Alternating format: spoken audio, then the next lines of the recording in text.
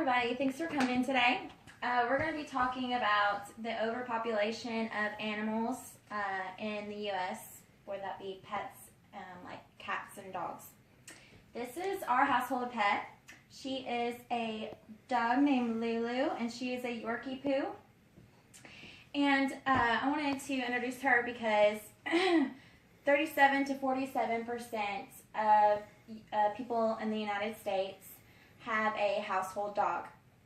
And 30 to 37% of people in the U.S. have cats. And this is a big number, but we're still having problems with overpopulation today. So how people find out about getting their pets is 40% get them through word of mouth.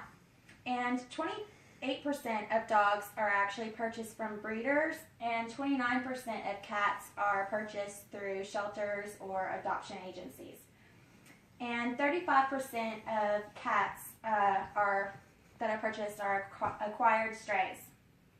Some facts about overpopulation in the U.S.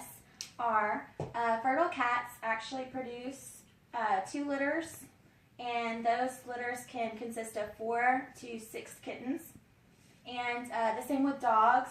They actually have 1 to 2 litters a year, and those consist of 4 to 6 per year. So you're looking at about 12 animals from 1 dog or cat a year. The sad thing about shelters are 31% of dogs are actually euthanized in these shelters. And 26% of dogs came in as strays that are redeemed by their owners. So one thing that we could do to make sure that our dogs aren't going into these shelters is to make sure that they are tagged. The cats, however, are 41% of them are euthanized, and 5% came as strays, and the owners actually come and pick them up. So far less cat strays are picked up by their previous owners. Twice as many animals enter shelters as strays compared to the numbers that are picked up by their owners. And this is why a lot of them are getting euthanized. One way we can prevent this is to make sure that we spay and neuter our animals. And it is not near as much to spay and neuter your animal as it is to raise a bunch of kittens or puppies. One good thing that you can do to spay and neuter your dog is it causes your dog to have a healthier lifestyle. It decreases tumors and ovarian cancer and uterine cancer. It also reduces unwanted cats and kittens or puppies, and it'll make them less likely to roam and run away.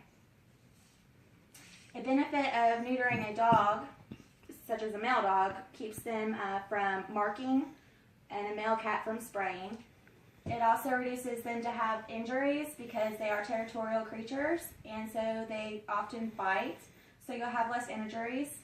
And it also keeps them from having cancer, such as testicular cancer and prostate diseases.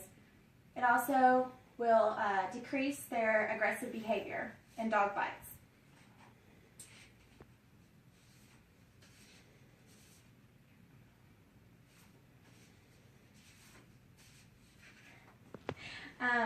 You can go on to adopt a pet at the Dixon Humane Society, and you can also go onto the Humane Society if you don't live in Dixon, and you can look up Humane Societies near you. They have pets on there, such as cats and dogs, and you can get a pure breed, or you can get a mixed breed.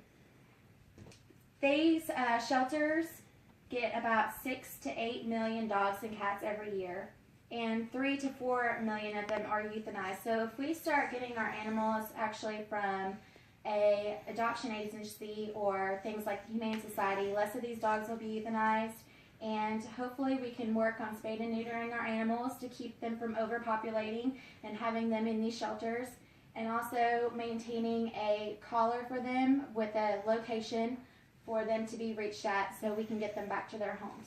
Thank you.